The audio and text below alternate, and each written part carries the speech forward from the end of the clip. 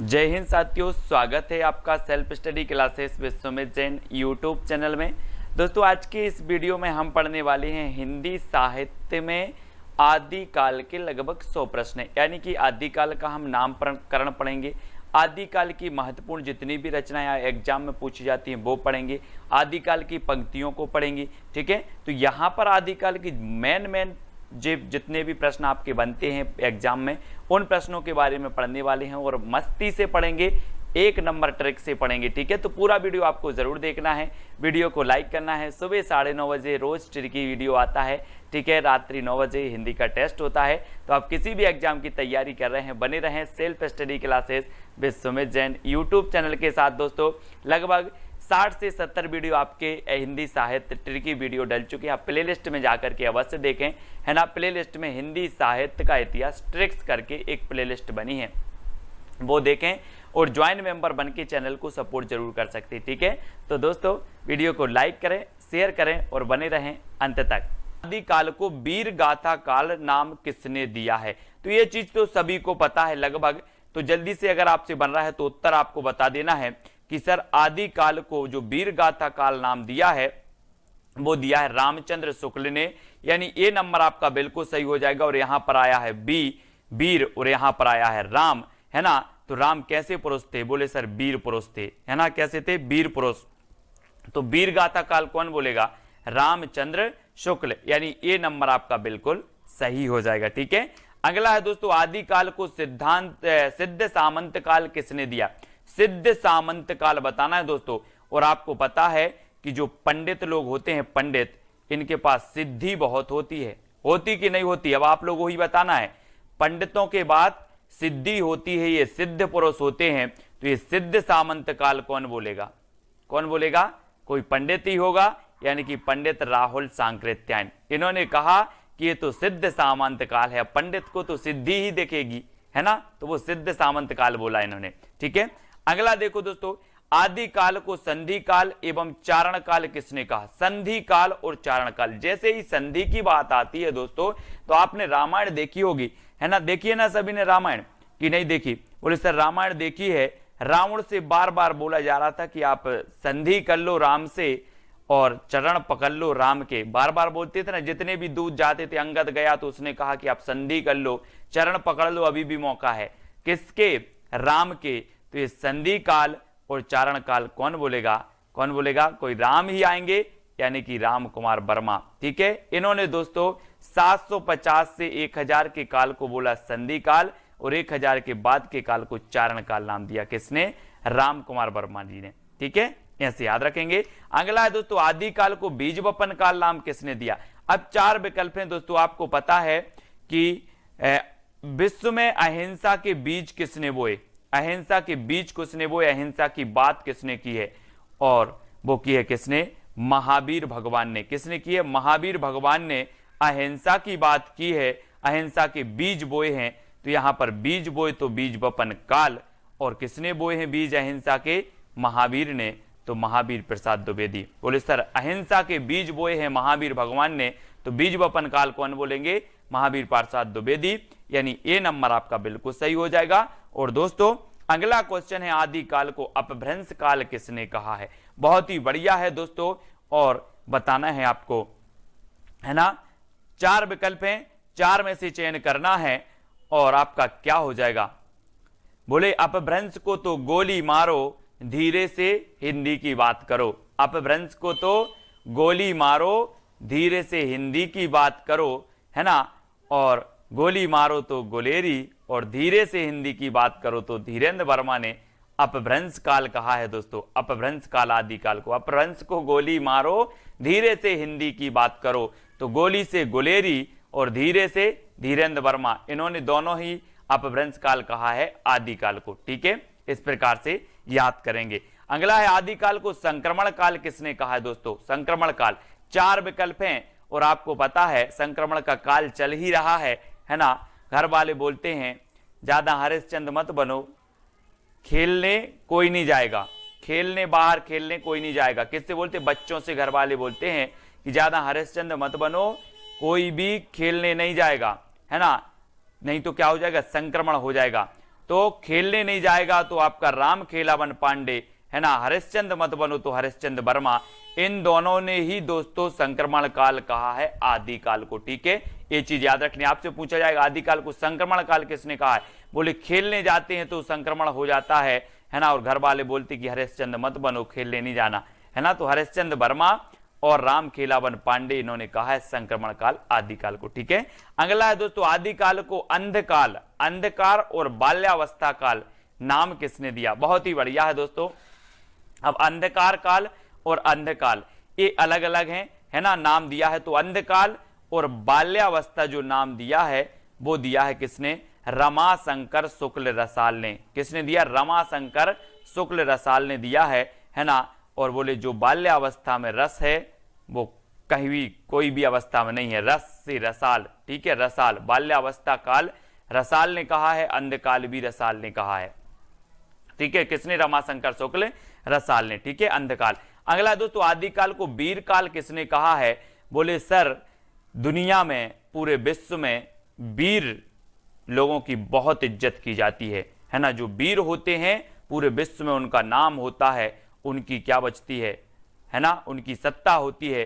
तो ये वीर आया है तो वीरों की सत्ता कहां होती है, वीरों का नाम कहां होता है, विश्व में होता है। तो वीर काल कौन बोलेगा, विश्वनाथ प्रसाद बोलेंगे। कौन बोलेंगे, विश्वनाथ प्रसाद। इस प्रकार से अगला है दोस्तों आदिकाल को चारण काल नाम किसने दिया, चारण काल। अब चार विकल्प हैं। अपन लोग बोलते ना कि श्री राम के चरणों में गिर परे, क्या परे, गिर परे। तो चारण काल कौन बोलेंगे, चारण काल। गिर परे तो गिरियर्सन, है ना, चरणों में गिरना है, हमें चरणों में गिरना है, श्री राम के चरणों में गिरना है। तो चारण काल किसने, चरणों में गिर, चरणों में गिर तो गिरियर्सन, चरणों में गिर तो गिरियर्सन ने कहा चारण काल। और संधि काल और चारण काल किसने, राम कुमार वर्मा ने भी कहा है। ठीक है, अगला है दोस्तों आदिकाल को आदिकाल नाम किसने दिया। तो आदिकाल नाम दिया तो बोले सर आदिकाल का जो उदय हुआ वो एक बार हुआ, हजारों बार नहीं होता। क्या नहीं होता, आदिकाल का उदय एक बार होता है, उसे ही हम आदिकाल बोलते, हजारों बार नहीं होता। तो आदिकाल जो नाम दिया वो हजारी प्रसाद द्विवेदी ने दिया। बोले ये आदिकाल है, आदिकाल है, एक बार नहीं मैं हजार बार बोल सकता हूं ये आदिकाल है। किसने कहा, हजारी प्रसाद द्विवेदी ने हजारों हजार बार कहा आदिकाल। ठीक है, तो इस प्रकार से आदिकाल बी नंबर आपका बिल्कुल सही हो जाएगा। आदिकाल को आधार काल किसने कहा दोस्तों, आधार बताना। यहां पर आया है आधार और किसने कहा है, किसने कहा है, तो ऐसे याद रख लेना, मोहन का आधार कार्ड, मोहन का आधार कार्ड। ठीक है, मोहन का आधार कार्ड, इस प्रकार से। ठीक है, तो मोहन से हो जाएगी मोहन अवस्थी और आधार से आधार काल। ठीक है, आधार काल या फिर आधार कार्ड किसका, मोहन का। तो मोहन अवस्थी ने कहा है आधार काल। ठीक है, इस प्रकार से याद रखेंगे। अगला है आदिकाल को पुरानी हिंदी का काल नाम किसने दिया, पुरानी हिंदी।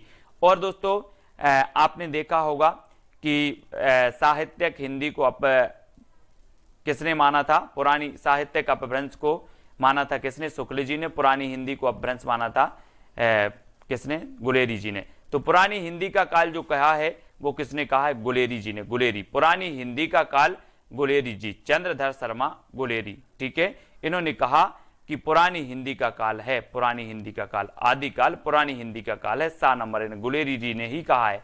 ठीक है, इसको याद रखेंगे। अगला है दोस्तों आदिकाल को उद्भव काल किसने कहा है, उद्भव काल। और आपको पता है अपन लोग क्या बोलते हैं कि इस पृथ्वी पर वासुदेव का क्या हुआ, उद्भव हुआ है। वासुदेव का उद्भव हुआ है। अब पाप क्या हो जाएंगे, नष्ट हो जाएंगे।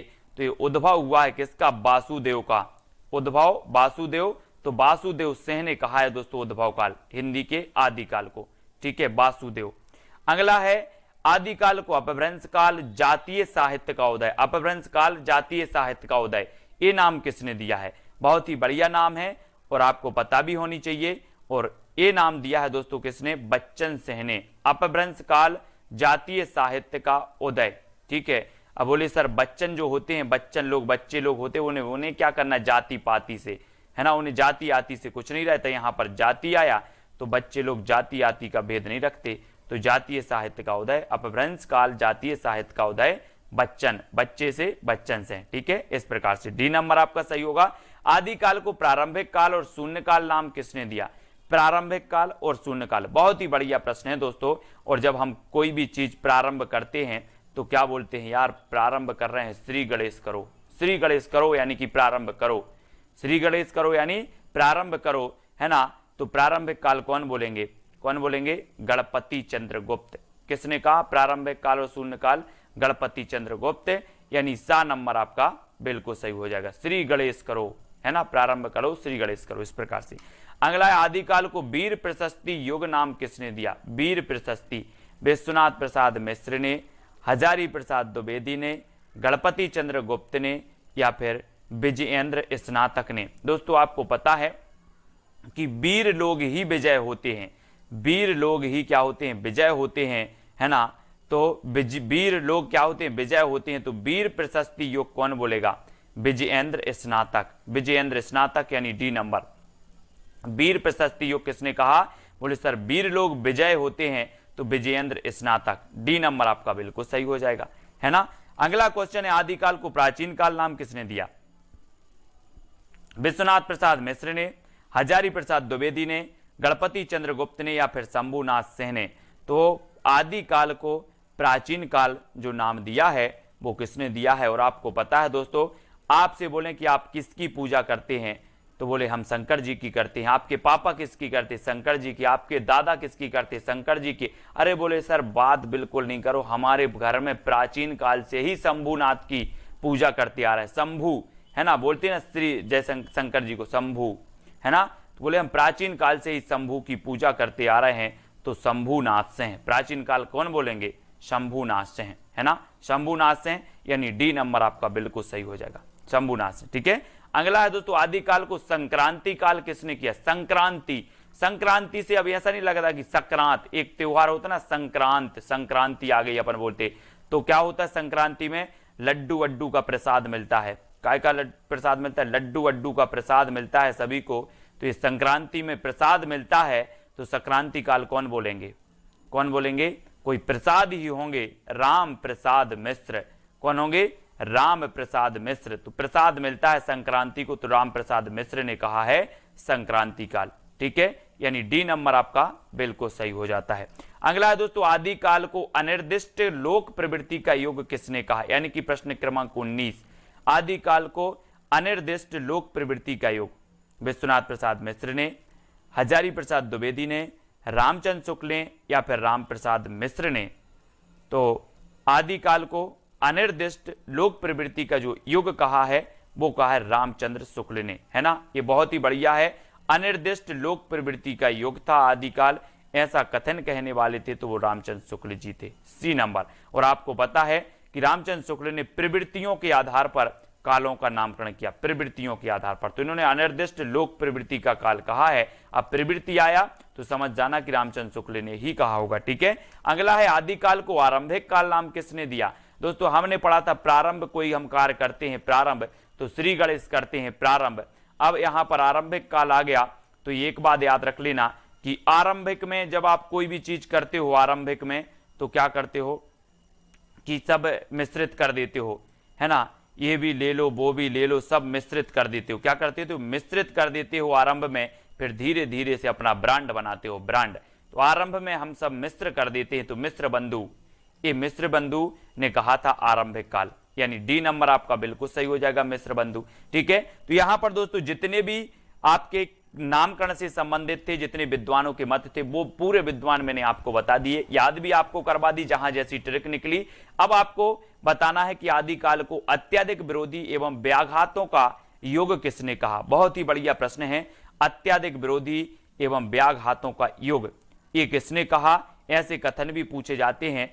और यहां पर आपका अत्यधिक विरोधी और व्याघातों का युग कहा है हजारी प्रसाद द्विवेदी ने, हजारी प्रसाद द्विवेदी ने। इन्होंने कहा कि आदिकाल के बारे में तो हजारों विरोध हैं, हजारों विरोध हैं। तो इन्होंने कहा कि अत्यधिक विरोधी एवं व्याघातों का योग है, हजारों विरोध हैं, तो हजारी ने कह दिया कि अत्यधिक विरोधी एवं व्याघातों का योग। इसको याद रख लेना। ठीक है।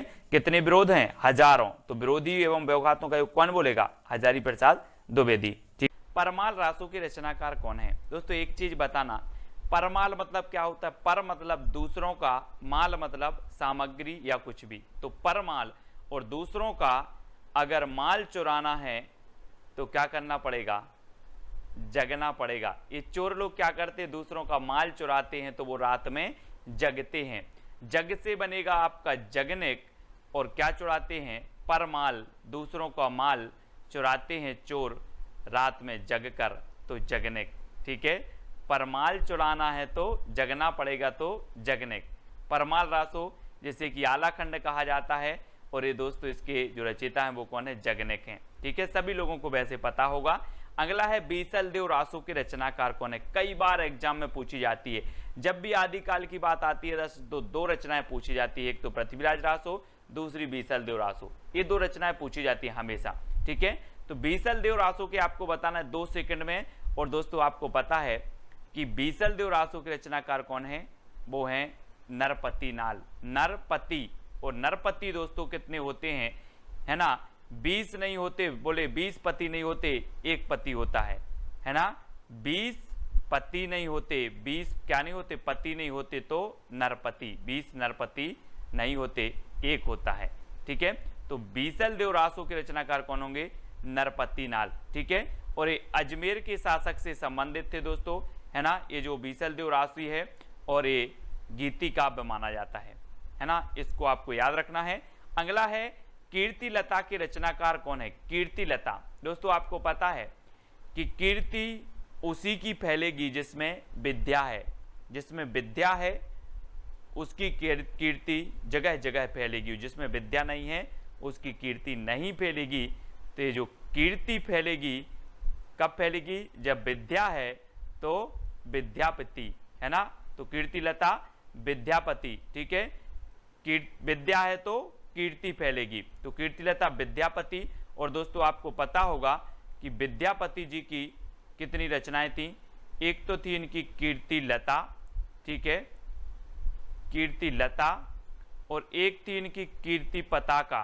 कौन सी थी, कीर्ति पताका, और एक थी दोस्तों इनकी पदावली। ठीक है, तो ये इनकी रचनाएं थी 3, तो पद लता पताका, पद लता पताका, ऐसे याद रखेंगे, पद लता पताका। तो ये 3 रचनाएं आपको याद रखना है, और जिसमें विद्या है उसकी कीर्ति फैलेगी, इस प्रकार से याद भी करेंगे। ठीक है, वर्ण रत्नाकर के रचनाकार कौन है, दोस्तों आपको पता है, आप वर्ण लिखते हो, वर्ण, है ना, जैसे आ अनार का, आ आम का, ये क्या कहलाते, वर्ण। तो वर्ण आप अंधेरे में पढ़ोगे कि ज्योति में पढ़ोगे, वर्ण अंधेरे में नहीं पढ़ना है, हमें ज्योति में पढ़ना है, ज्योति यानी कि उजाले में पढ़ना है। तो वर्ण हमें ज्योति में पढ़ना है, तो ज्योतिरीश्वर ठाकुर, है ना। वर्ण रत्नाकर के रचनाकार कौन होंगे, ज्योतिरीश्वर ठाकुर, यानी कि जो विकल्प नंबर आपका बी है वो बिल्कुल सही हो जाएगा। अब मैं कभी पूछूं आपसे वर्ण रत्नाकर, बोले सर वर्ण तो हमें ज्योति में पढ़ना है, तो ज्योतिरीश्वर ठाकुर। ठीक है, अगला है राउलबेल की रचनाकार कौन है। दोस्तों आपको ट्रिक भी बताना है, कौन सी अच्छी ट्रिक लगी है वो कमेंट में बताना है। वीडियो के लास्ट में एक चैलेंज प्रश्न दिया जाएगा, तो उसका उत्तर भी आपको बताना है। ठीक है, राउलबेल, बेल समझते हैं आप दोस्तों, बैल बजा दी, बोले यार बैल बजा दी बड़ा रोड़ा है। कभी कभी आप जब सोते हो, कभी कभी आप सोते ही हो और कोई बेल बजा दे तो सोने में रोड़ा बन जाती है। कौन, सोने में रोड़ा बन जाती है बेल, सोने में रोड़ा बन जाती है बेल। तो राउल बेल, और बेल बन जाती है क्या, रोड़ा। तो राउल बेल की रचनाकार कौन होंगे, रोड़ा कवि, रोड़ा कवि, यानी कि यह नंबर आपका बिल्कुल सही हो जाएगा। ठीक है, आपने कभी कभी अनुभव किया होगा दोस्तों, जैसे ही आप सोए और किसी ने बेल बजा दी बाहर से, तो रोड़ा बन जाती है आपके सोने में, तो रोड़ा कवि की है राउल बेल। ठीक है, अगला है ढोला मारूरा दूहा की रचनाकार कौन है। दोस्तों आपको पता है कि ढोला से बनेगा ढोल, और ढोल वही बजा सकता है जो ढोल बजाने में कुशल है, ढोल बजाने में जो कुशल है वही ढोल बजाएगा। तो ढोला मारूरा दोहा के रचनाकार कौन होंगे, कुशल लाभ, है ना। ये देखो ढोल बजा रहे हैं क्योंकि ये क्या है, कुशल हैं ढोल बजाने में, है ना। तो ढोल से ढोला मारूरा दूहा, और ढोल वही बजाएगा जो कुशल है, तो कुशल लाभ। ठीक है, यानी कि जो सी नंबर है वो आपका बिल्कुल सही आंसर होगा। अगला है दोस्तों विजयपाल रासो के रचनाकार कौन है। 4 विकल्प हैं, और आपको पता है दोस्तों आपने गदर फिल्म देखी होगी, गदर फिल्म देखी है, सनी देओल अकेले, और सनी देओल क्या करते हैं, विजय प्राप्त करने के लिए नल उखाड़ देते हैं। विजय प्राप्त करने के लिए क्या उखाड़ देते हैं? नल। ये देखो हाथ में, ये विजय प्राप्त करने के लिए इन्होंने नल उखाड़ दिया, तो विजय से बनेगा विजयपाल रासो, और नल उखाड़ दिया तो नल्ल सिंह भाट। नल्ल सिंह भाट, बोले नल उखाड़ दिया, है ना। विजय प्राप्त करने के लिए नल उखाड़ दिया तो नल्ल सिंह भाट की रचना है, कई बार पूछी भी गई है। ठीक है, अगला है पृथ्वीराज रासो के रचनाकार कौन है दोस्तों? पृथ्वीराज रासो। और आपको पता है ये पृथ्वी है और ये इसका एकमात्र उपग्रह कौन है? चंद्रमा। तो यहाँ पर पृथ्वी आया है तो इसका उपग्रह भी कहाँ पर आएगा? यहाँ उपग्रह आ जाएगा। तो पृथ्वी का उपग्रह चंद्रमा, तो चंद्रवरदाई। पृथ्वीराज रासो चंद्रवरदाई। पृथ्वी का उपग्रह चंद्रमा तो चंद्रवरदाई। ये नंबर आपका बिल्कुल सही हो जाएगा। ठीक है, अगला है दोस्तों जवाहर खुसरवी की रचनाकार कौन है? जवाहर खुसरवी।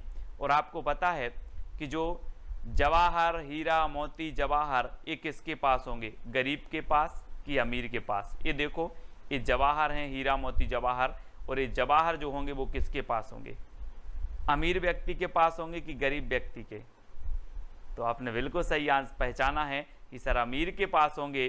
तो जवाहर खुसरवी की जो रचना होगी वो किसकी होगी? अमीर खुसरो। और खुसरवी से तो खुसरो है ही, तो खुसरवी। ठीक है, अगला क्वेश्चन आपको बताना दोस्तों, जय मयंक जस चंद्रिका के रचनाकार कौन है?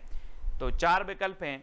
और आपको पता है दोस्तों कि जब एक पत्नी अपने पति के लिए करवा चौथ का व्रत रखती है, एक पत्नी अपने पति के लिए करवा चौथ की व्रत रखती है, और जब ये चल्ली में से वह चांद को देखती है तो चांद कैसा नजर आता है? मधुर। कैसा नजर आता है? मधुर, तो मधुकर, है ना। मयंक मतलब भी चंद्रमा होता है, और चंद्रमा की चंद्रिका को जब पत्नी देखती है तो जो चंद्रिका है वो कैसी नजर आती है? मधुर, तो मधुकर, है ना। जय मयंक जस चंद्रिका कैसी नजर आ रही है? मधुर से मधुकर। ठीक है, जय मयंक जस चंद्रिका नजर आ रही है, मधुर तो मधुकर। ठीक है, यानी कि जो सा नंबर है वो आपका बिल्कुल सही हो जाएगा, सा नंबर। ठीक है, अगला है खुमान रासो के रचनाकार कौन है? दोस्तों आपको पता है खुमान मतलब होता है दीर्घायु। खुमान मतलब क्या होता है? दीर्घायु, लंबी आयु। ठीक है, लेकिन खुमान रासो, खुमान एक पदवी भी थी शिवाजी की, है ना। इन्हें खुमान की पदवी दी गई थी। और खुमान रासो की जो रचनाकार होंगे वो कौन होंगे? दलपति विजय। खुमान से बनेगा दोस्तों आपका गुमान। और हम बोलते ना कि गोरे रंग पे ना इतना गुमान कर। कभी कभी कोई दल का पति विजय प्राप्त करता है तो उसे गुमान हो जाता है, गुमान। तो गुमान से खुमान, गुमान से खुमान, है ना। दल का पति अगर विजय हो जाता है तो उसे गुमान हो जाता है, तो खुमान। तो खुमान रासो के रचनाकार दलपति विजय। ठीक है, इस प्रकार से आपको याद रखना है। दोहा कोश के रचनाकार कौन है दोस्तों? आपको पता भी तो है।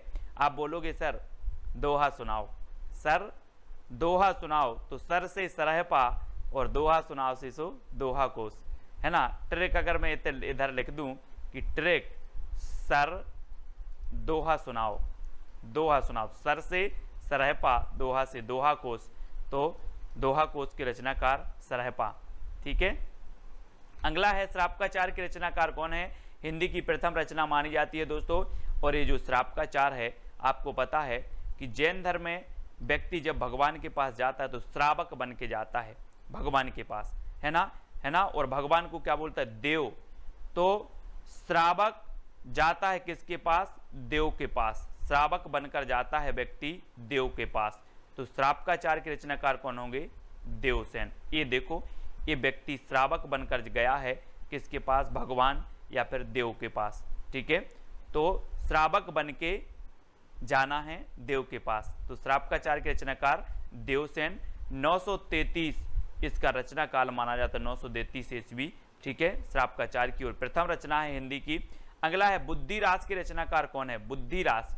दोस्तों आपको पता है कि हम बोलते हैं कि वो बुद्धिशाली लोग हैं, बुद्धिशाली लोग हैं। तो यहाँ पर वही तो पूछी गया है कि बुद्धिशाली, तो बुद्धिशाली यानी कि बुद्धिशाली भद्रसूरी, बुद्धिरास शाली भद्रसूरी। और किसी किसी की तो साली भी बहुत बुद्धिमान होती है। बोलते हैं जिसकी शादी हो गई बोले मेरी साली बहुत बुद्धिमान है ना। तो बुद्धि से बुद्धि और बुद्धिशाली, शाली ऐसे याद रखना, बुद्धिशाली, वो बुद्धिशाली लोग हैं, तो बुद्धिशाली से बुद्धिरास, शाली से शालीभद्र सूरी, है ना, तो बुद्धिशाली इस प्रकार से। अगला है रेवंतगिरी रास के रचनाकार कौन है?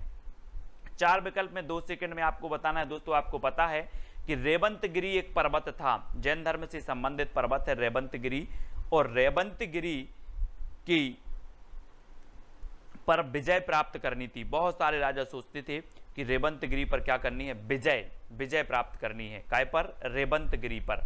तो रेवंतगिरी रास की रचनाकार कौन होंगे?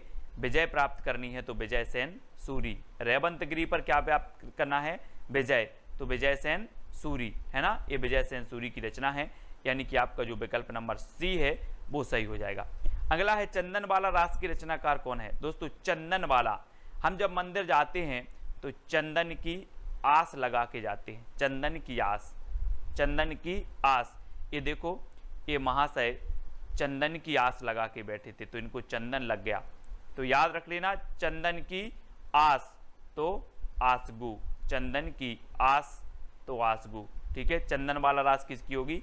आस से आसगु, है ना, चंदन की आस, इतना याद करना, चंदन की आस तो आसगु कवि की है। कुमारपाल प्रतिबोध के रचनाकार कौन है? कुमारपाल प्रतिबोध, दोस्तों आपको पता होगा आजकल के जो कुमार हैं वो सोम रस बहुत पी रहे हैं, सोम, है ना, कुमार लोग सोम रस पी रहे हैं, तो सोम प्रभ सूरी, सोम प्रभ सूरी, इस प्रकार से याद करेंगे। कुमार लोग सोम पी रहे हैं तो सोम प्रभ सूरी, है ना, डी नंबर आपका बिल्कुल सही हो जाएगा। कुमारपाल प्रतिबोध की रचनाकार सोम प्रभ सूरी। कच्छुली रास की रचनाकार कौन है?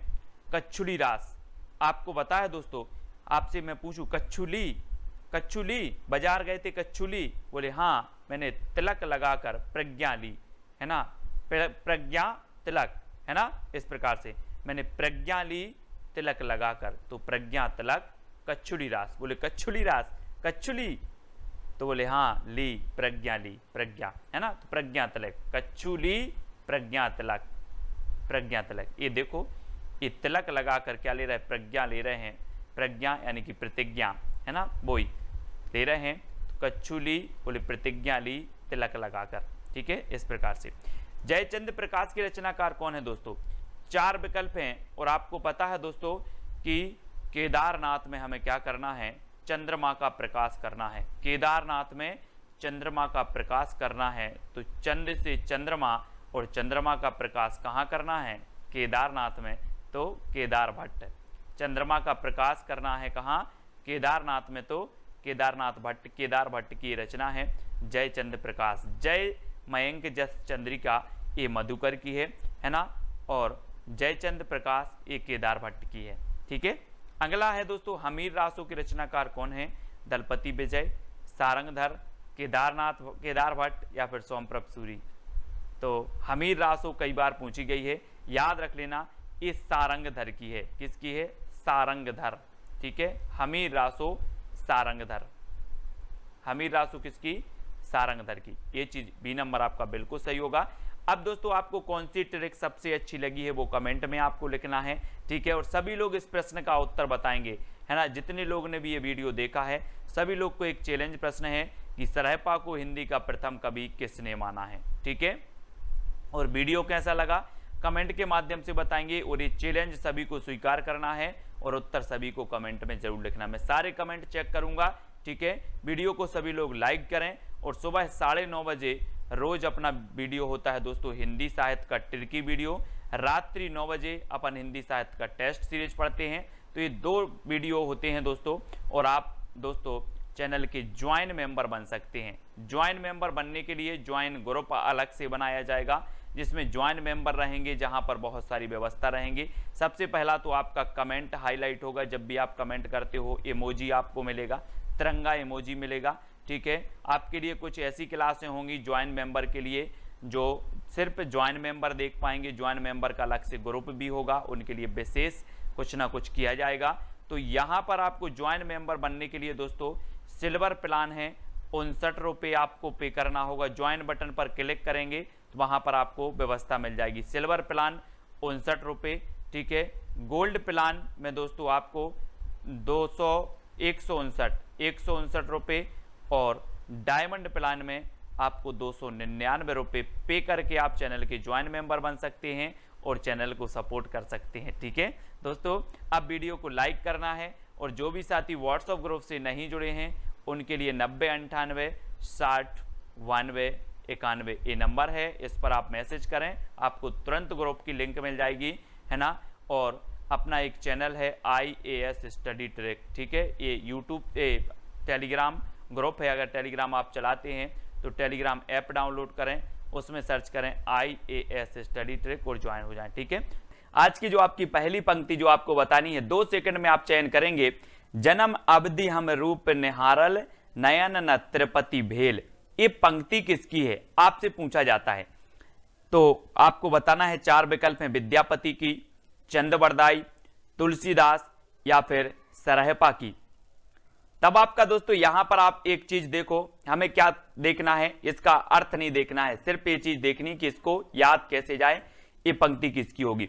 यहां पर देखो तिरपति, पति आया पति, तो दोस्तों यहां भी देख लो पति कहां आया, यहां भी ये पति आ गए, विद्यापति।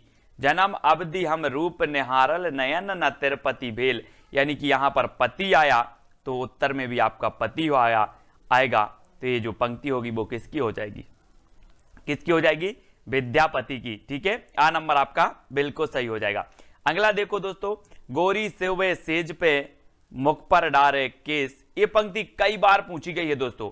अब आपको बताना है कि ये पंक्ति किसकी है। और एक चीज मैं आपको बता दूं कि जो यहां पर आया है एक शब्द सेज, सेज मतलब होता है दोस्तों कोमल बिस्तर, है ना, कोमल बिस्तर मखमल के गद्दे, वो सेज कहलाता है। और बताना दोस्तों कि ये कोमल गद्दे मखमल के गद्दों पर अमीर व्यक्ति सोएगा या गरीब व्यक्ति सोएगा। आप बताना, गरीब के पास तो नहीं होंगे मखमल के गद्दे, कोमल गद्दे, किसके पास होंगे, अमीर के पास। तो सेज मतलब होते हैं कोमल गद्दे, मखमल के गद्दे, और इस सेज पर गरीब नहीं सो सकता, अमीर सो सकता है, तो अमीर खुसरो। ठीक है, इस पंक्ति के रचयिता कौन हो जाएंगे, अमीर खुसरो। ऐसे ही पूरी पंक्तियां आपको याद हो जाएंगी दोस्तों।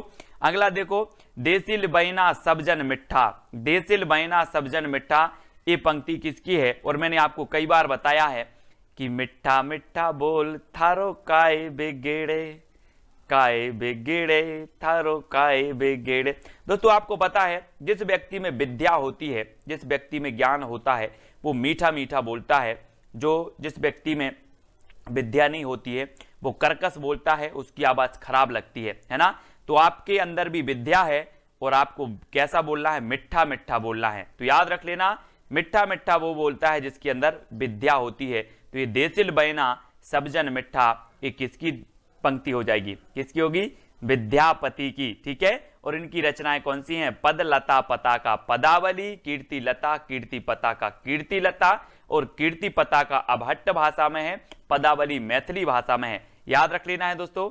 और देसिल बैना सबजन मिठा, यानी कि मिठा मिठा, ये विद्यापति। ठीक है, आ नंबर आपका सही होगा। मैथिल कोकिल भी इन्हें कहा जाता है, कोकिल के जैसा बोलते हैं दोस्तों ये। ठीक है, इस प्रकार से याद रखेंगे। अगला है पुस्तक जल्लड़ हाथ दई, चल गज्जन निरपकाज। तो ये 4 विकल्प हैं, आपको पता है दोस्तों। जल्लड़ था किसके पुत्र का नाम, चंद्रबरदाई के पुत्र का नाम था जल्लड़, है ना। और चंद्रबरदाई ने पृथ्वीराज रासो की क्या की है, रचना की है, पृथ्वीराज रासो की। उसके कुछ अंक छूट गए थे तो अधूरा था, तो उसको जो पूरा किया पृथ्वीराज रासो को जल्लड़ ने किया है ना। तो दोस्तों जल्लड़ को पुस्तक हाथ में देकर वो नृपकाज यानी कि राजा के काज में चले गए थे। तो वो है यहां पर कि पुस्तक जल्लड़ हाथ दे, चली गज्जन नृपकाज। तो कौन चले गए थे, चंद्रबरदाई। और जल्लड़ नाम था चंद्रबरदाई के पुत्र का, इसलिए इस पंक्ति के जो रचयिता होंगे वो कौन होंगे, विकल्प नंबर बी, यानी कि चंद्रबरदाई। ठीक है, इसको याद रखेंगे। हिंदी के प्रथम महाकवि कहे जाते हैं चंद्रबरदाई। और दोस्तों अगला है, जह मन पवन न संचरई, रवि सशिला है पवंस, तहि बच चित विसाम करू, सरहे कहाय ओवेश। तो यहां पर देखो दोस्तों, बहुत ही अच्छे से पंक्ति पढ़ना है। और यहां पर आ रहा है सरहे कहाय, मतलब सरहे मतलब सरहपा, है ना। तो सरहे से क्या बनेगा आपका, सरहपा। तो देखो सरहपा कौन सा है, डी नंबर, है ना। जह मन पवन न संचरई, रवि सशिला है पवंस, ये यहां पर आ गया आपका सरहे। और सरहे को हमने पकड़ लिया और सरहे से बनेगा सरहपा। तो ये पंक्ति किसकी हो जाएगी, किसकी होगी? सरहपा। सरहपा यानी डी नंबर आपका बिल्कुल सही हो जाएगा। ठीक है, हिंदी के प्रथम कवि माना है राहुल सांकृत्याय ने सरहपा को, है ना। और इनकी एक बहुत ही प्रसिद्ध रचना है कौन सी? दोहा कोश। इनको याद रखेंगे। अगली पंक्ति आपको बताना है दोस्तों, जोई जोई पिंडे सोई ब्रह्मांडे। ये पंक्ति किसकी है? बहुत ही बढ़िया पंक्ति है, पूछी भी जाती है दोस्तों। और मैं आपको बता दूं कि ऐसा माना जाता है कि जिन 5 तत्वों में जल, वायु, अग्नि, पृथ्वी एवं आकाश से यह ब्रह्मांड बना है, उन्हीं 5 तत्वों से यह पिंड यानी कि शरीर भी बना है। इस प्रकार जो कुछ ब्रह्मांड में है वही सब पिंड में भी अवस्थित है। यत पिंडे तद ब्रह्मांडे, इसलिए इस पिंड को ब्रह्मांड का लघु रूप भी कहा जाता है। तो जोई जोई पिंडे सोई ब्रह्मांडे, ये एक अर्थ इससे लिया गया है। और दोस्तों आपको पता है कि ये जो पंक्ति है वो किसकी है? गोरखनाथ की है। किसकी है? गोरखनाथ की है। इन्होंने कहा था कि संसार में क्या रखा है? माया मोह को इन्होंने त्याग दिया। किसने? गोरखनाथ जी ने। और दोस्तों एक जो साधना है, अंतः की साधना इन्होंने की, तो ये इन्होंने कहा था कि जोई जोई पिंडे सोई ब्रह्मांडे। किसने कहा था? गोरखनाथ ने कहा था कि जो दोस्तों जल, वायु, अग्नि, पृथ्वी, आकाश, ये जो 5 तत्व हैं ये ब्रह्मांड में है, वही 5 तत्व हमारे शरीर में है। तो इस प्रकार से आपको गोरखनाथ की ये पंक्ति याद रखना है, जोई जोई पिंडे सोई ब्रह्मांडे। ठीक है, अगला है 12 बरस लो कुकर जीवे अरु 13 लो जिए सियार बरस 18 क्षत्रिय जीवे आगे जीवन को धिक्कार। आपको नहीं लग रहा है ये दोस्तों आला है? आला। और आला हम रात में जग कर पढ़ते हैं। आला हम रात में जग कर पढ़ते हैं।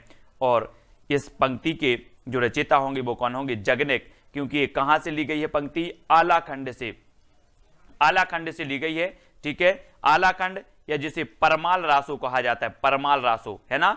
और 12 बरस लो कुकर जीवे अरु 13 लो जिए सियार बरस 18 क्षत्रिय जीवे आगे जीवन को धिक्कार। ठीक है, तो ये आला से, तो जगने का आपसे बन जाएगा।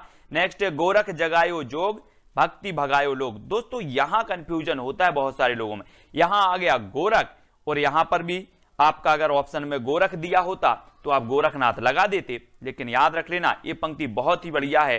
गोरख जगायो जोग भक्ति भगायो लोग, ये गोरखनाथ ने नहीं कही, याद रख लेना। ये किसने नहीं कही? गोरखनाथ ने नहीं कही है, ये कही है तुलसीदास ने, यानी कि बी नंबर। अब एक चीज याद रख लेना, खुद के बारे में थोड़ी बोलेंगे कि गोरख जगायो जोग भक्ति भगायो लोग, गोरखनाथ नहीं बोलेंगे ना, कोई दूसरा व्यक्ति बोलेगा। तो गोरख जगायो जोग भक्ति भगायो लोग, ये पंक्ति जो है वो तुलसीदास की मानी जाती है। इसको याद रख लीजिए, हमेशा पूछी जाती है दोस्तों। क्यों पूछी जाती है? क्योंकि इसमें आप कंफ्यूजन होंगे और आप गलत करके आएंगे, तो इसको याद रखेंगे। ठीक है, अगला है माधव हम परिणाम निराशा। माधव मतलब दोस्तों श्री कृष्ण को कहा जाता है माधव। और बोले माधव हम परिणाम से निराश हैं। बोले क्यों हो बेटा परिनिराश? तो कहा कि आपने सबको विद्या दी है, मुझे बिल्कुल भी विद्या नहीं दी, मुझे बिल्कुल भी विद्या नहीं दी, इसलिए माधव हम परिणाम निराशा। क्या नहीं दी? विद्या नहीं दी। तो इसके जो रचयिता होंगे वो कौन होंगे? विद्यापति। अब याद रख लेना, माधव हम परिणाम निराशा। बोले बेटा क्यों पर निराश हो? विद्या नहीं दी, तो विद्या से विद्यापति। इस प्रकार से पंक्तियों को मस्ती से याद करते जाएंगे। ठीक है, ये नंबर आपका बिल्कुल सही होगा। नेक्स्ट है जो जिन शासन भासियऊ सो भई कहियड़ सारू सो सरी पावई पारू। ठीक है, ये पंक्ति किसकी है दोस्तों? यहां पर 4 विकल्प हैं, 4 में से चयन करके आप बताएंगे। और यहां पर जिन शासन दिया है। जिन, जिन मतलब होता है दोस्तों भगवान, भगवान का पर्यायवाची है जिन। ठीक है, जिन कहा जाता है। और जैन धर्म में आपको पता है भगवान को जिन कहा जाता है, और भगवान का जो शासन है उसे जिन शासन कहा जाता है। ठीक है, अब यहां पर देखो कि जो जैन धर्म से संबंधित ग्रंथ लिखा है वो श्रापकाचार लिखा है, देवसेन ने हिंदी की प्रथम रचना है, आपको पता है। और दोस्तों जिन मतलब होता है भगवान या फिर देव, तो यहां पर भी आपका देव आएगा, देवसेन। ठीक है, जिन मतलब क्या होता है? भगवान। और जिन शासन भाषी ये पंक्ति में आ रहा है, तो यहां पर भी आपका देवसेन आएगा। और देवसेन की रचना श्रापकाचार है, और यहां पर इन्होंने कहा है कि जिन शासन, है ना। इस प्रकार जैन धर्म में जो शासन है उसे जिन शासन कहा जाता है, भगवान के शासन को। ठीक है, तो देवसेन ये आपका 7 नंबर बिल्कुल सही होगा। इनकी जो रचना है वो कौन सी है दोस्तों? श्रापकाचार। कौन सी है? श्रापकाचार। और 933 इसका रचना काल माना जाता है। ये चीज भी आपको याद रखनी है। ठीक है, तो जिन से आपको याद रखना है। एक सेती पटा, एक नीली पटा, एक तिलक जनेऊ, एक लंबी जटा। अब देख लेना दोस्तों, एक सेती पटा, फिर एक नील पटा, फिर एक तिलक जनेऊ, एक लंबी पटा, इतनी चीजें हैं, सब क्या हो गई? चरपट हो गई। सब क्या हो गई? चरपट हो गई। तो इस पंक्ति के रचयिता कौन होंगे? बोले सर एक सेती पटा, एक नील पटा, एक तिलक जनेऊ, एक लंबी जटा, सब क्या हो गई? चरपट हो गई। अपन बोलते ना चौपट हो गया यार, सब ये सब चरपट हो गया। तो इस पंक्ति के जो रचयिता होंगे वो कौन होंगे? चरपटनाथ। कौन होंगे? चरपटनाथ। हुआ ना याद आपको? है ना, क्या हो गई? ये चरपट हो गई। तो चरपटनाथ यानी बी नंबर आपका बिल्कुल सही होगा।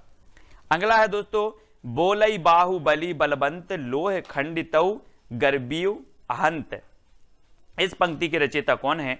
चार विकल्प हैं और आपको पता है दोस्तों, ऊपर आया है पंक्ति में बाहुबली, और जो भरतेश्वर बाहुबली रास है, ये पंक्ति किसकी, ये रचना किसकी है? भरतेश्वर बाहुबली रास।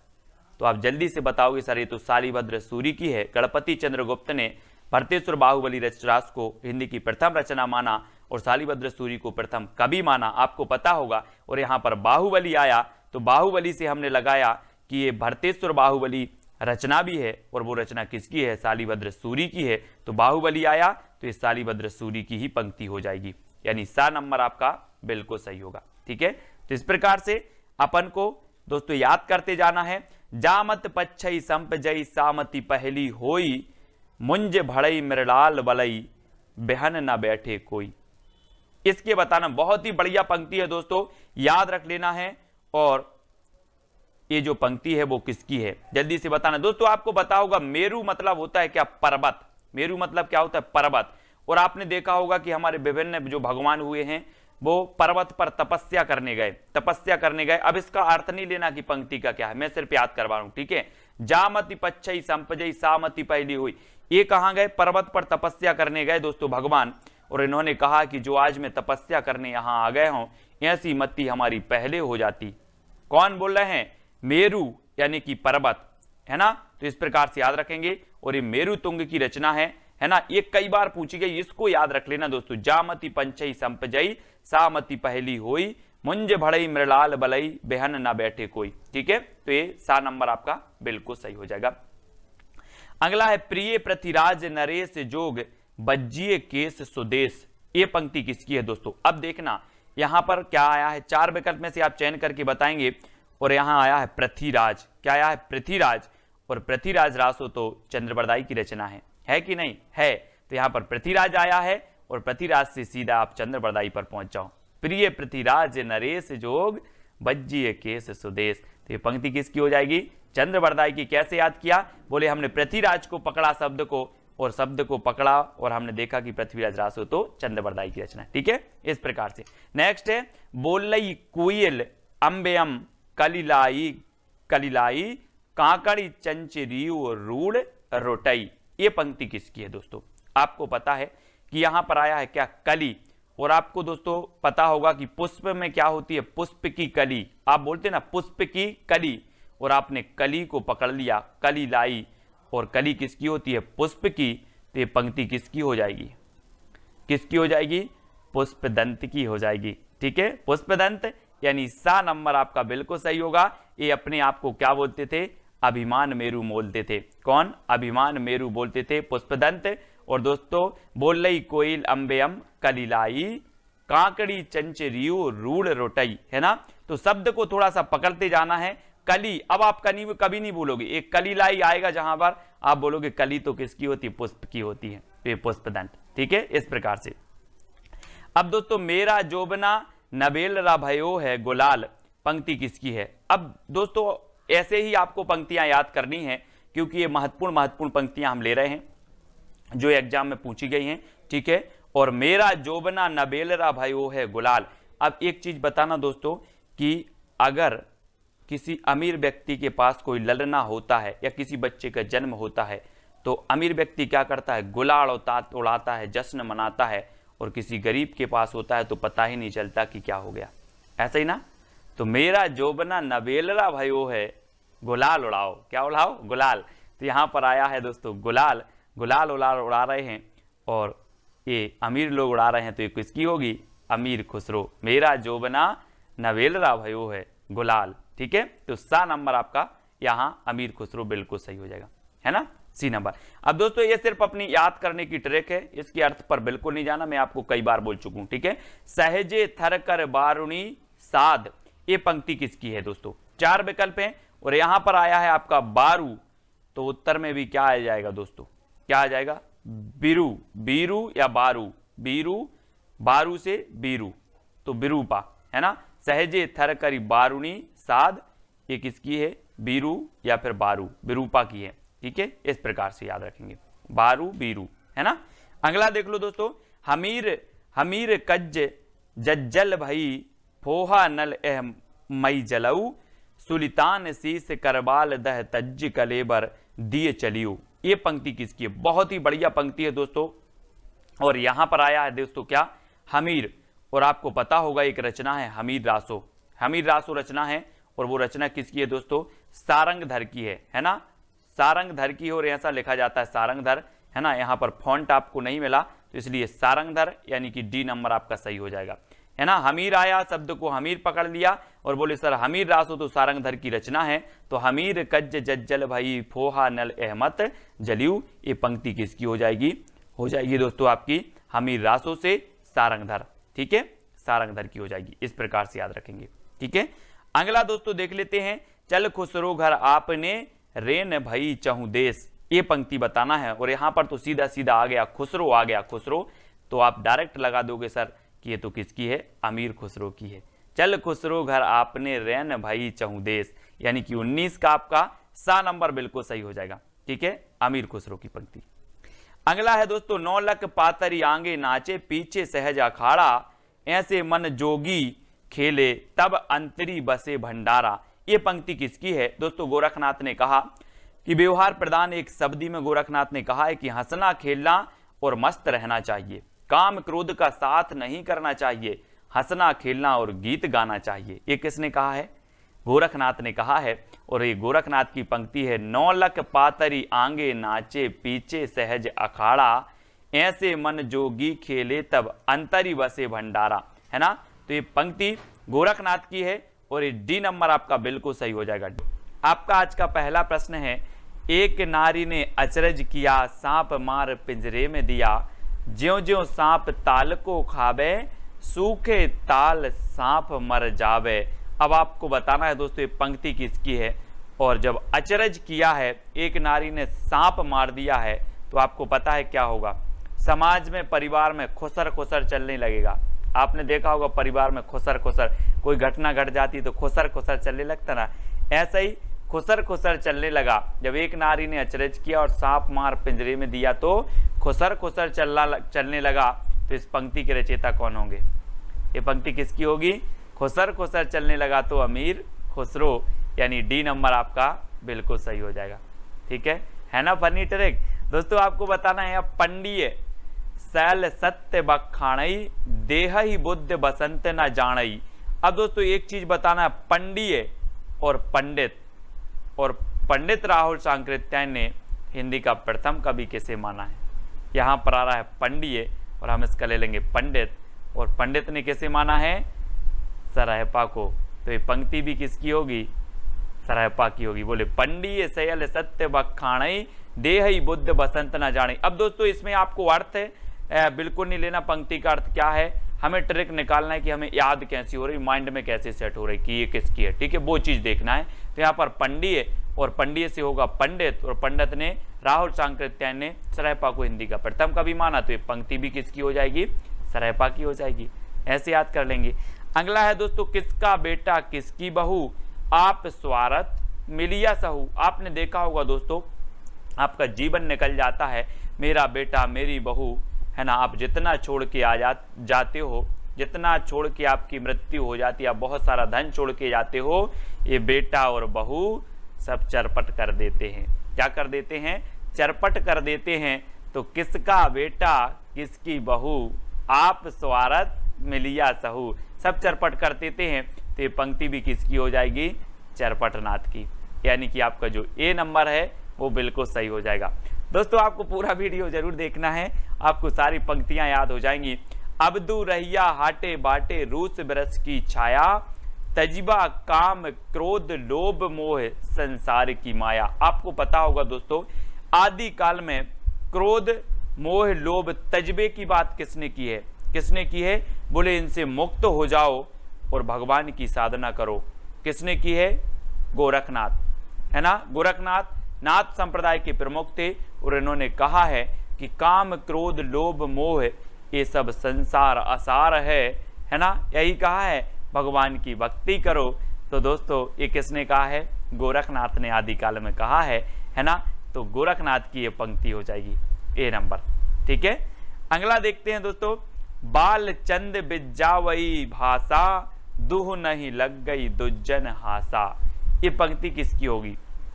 दोस्तों आपको पता है कि बाल आया, यहाँ पर बाल को पकड़ लो और बाल काल से ही हम विद्या का अर्जन करते हैं। बाल काल से क्या करते हैं?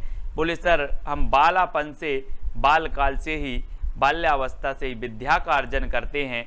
तो इस बाल चंद ये जो पंक्ति होगी ये किसकी होगी? विद्या का अर्जन करते हैं तो विद्यापति। किसकी होगी? विद्यापति।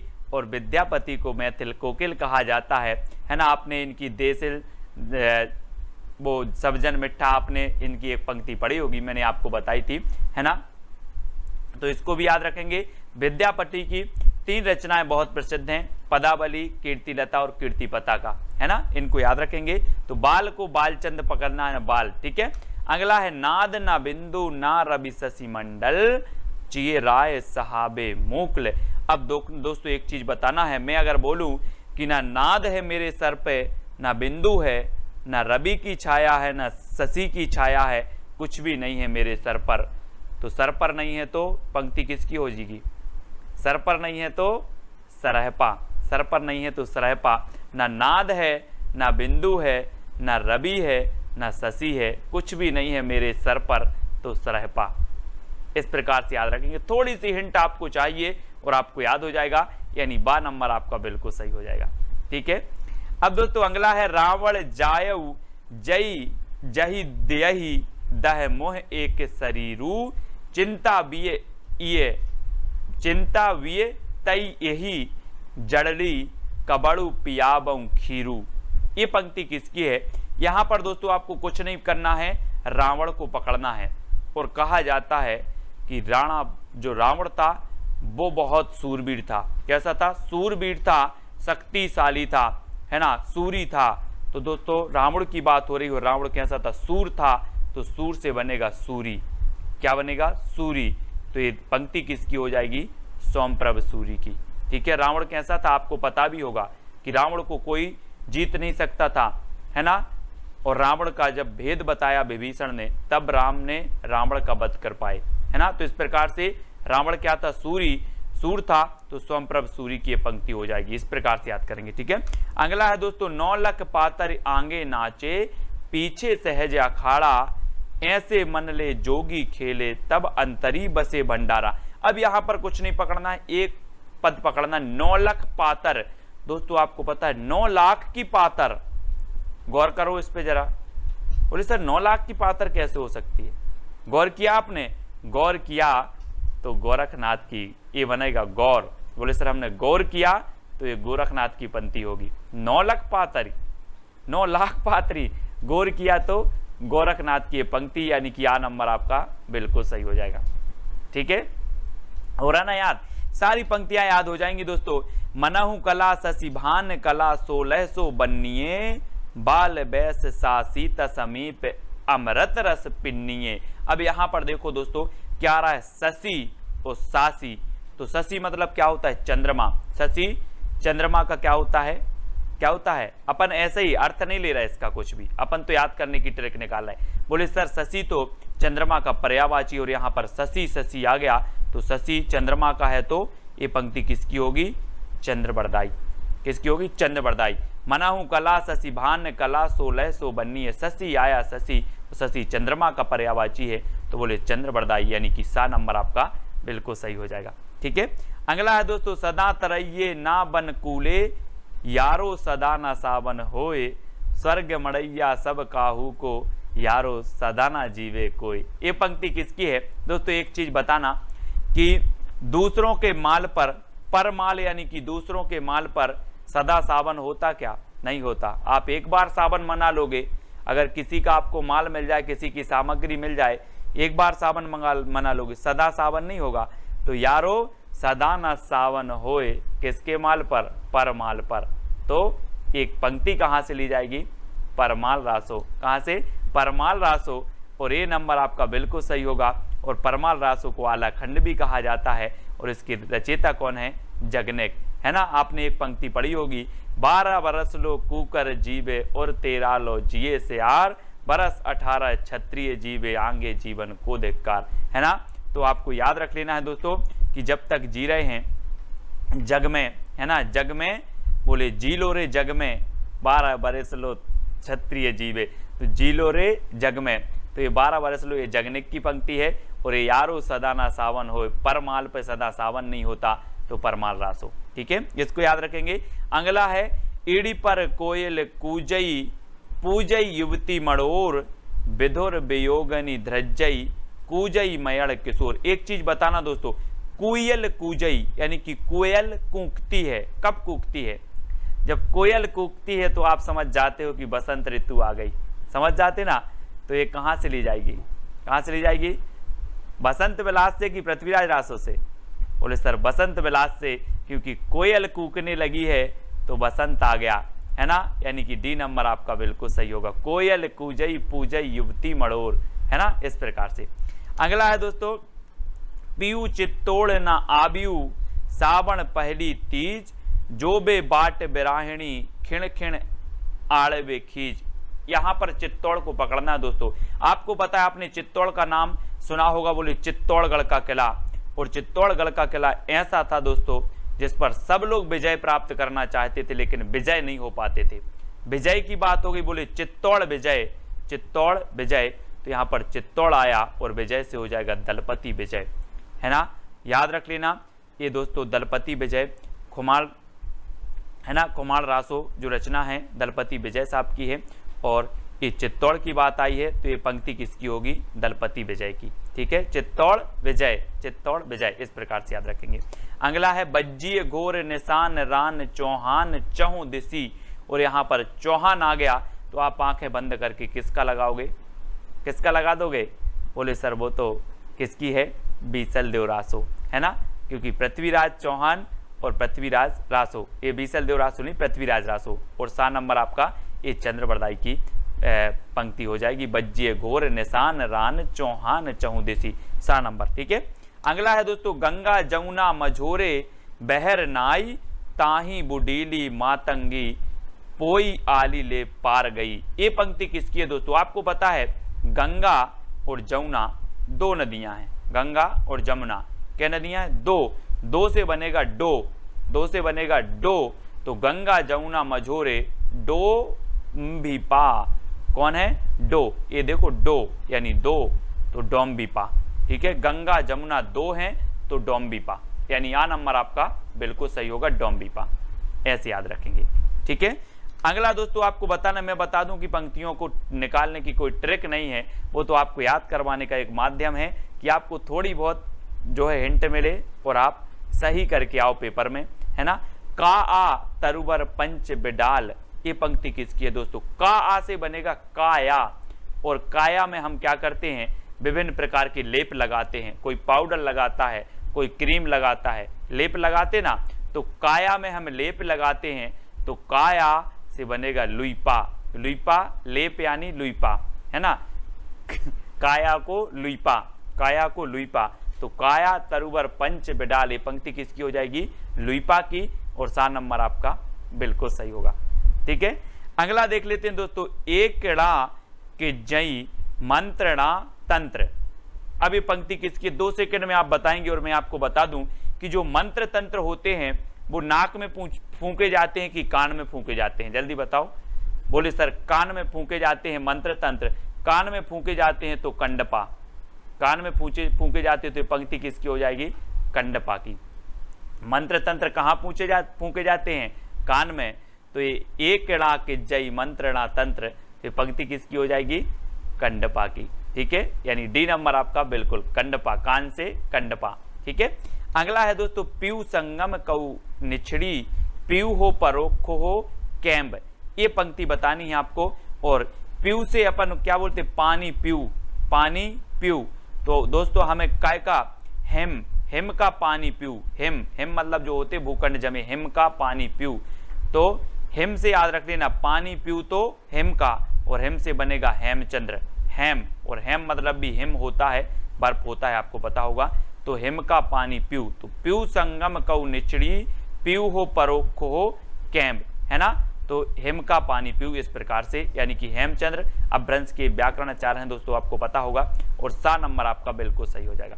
ठीक है, अगला है एक थाल मोती से भरा, सबके सिर पर औंधा धरा, चारों ओर वह थाली फिरे, मोती उससे एक ना गिरे। अब एक चीज बताना दोस्तों, एक थाल मोती से भरा होगा तो कहाँ होगा, गरीब के पास जो सड़क पर सोता है कि अमीर के पास, किसके पास होगा।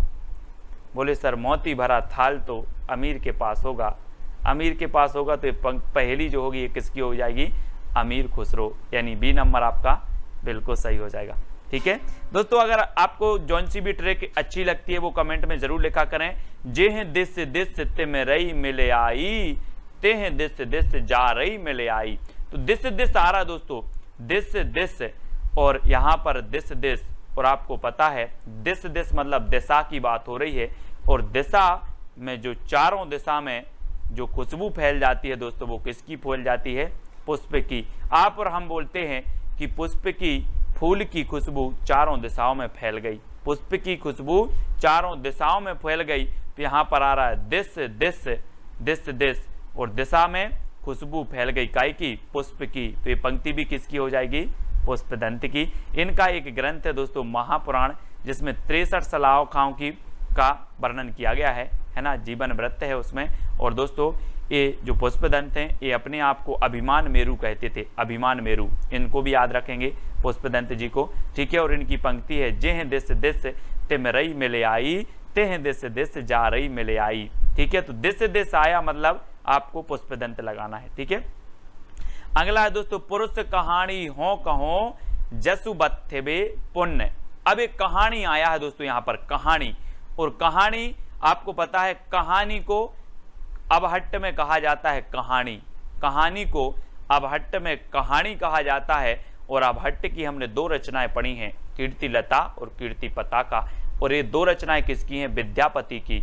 और यहाँ पर कहानी आया है और कहानी अबहट्ट में कहा जाता है। तो बोले सर 2 रचनाएं हैं, विद्यापति की कीर्तिलता और कीर्तिपताका। तो ये पंक्ति भी किसी की होगी, किसकी होगी, विद्यापति की, है ना। विद्यापति यानी कि ये कीर्तिलता से ले गई है दोस्तों, पुरुष कहानी हो कहो जसु पत्थैवे पुण्य। तो ये कीर्तिलता से ली गई है। कहानी आया और कहानी हमने पकड़ लिया कि कहानी अबहट्ट में कहा जाता है। और अबहट्ट की रचना 2 ही हैं, कीर्तिलता और कीर्तिपताका। तो ये कीर्तिलता से ली गई है और ये विद्यापति की पंक्ति हो जाएगी।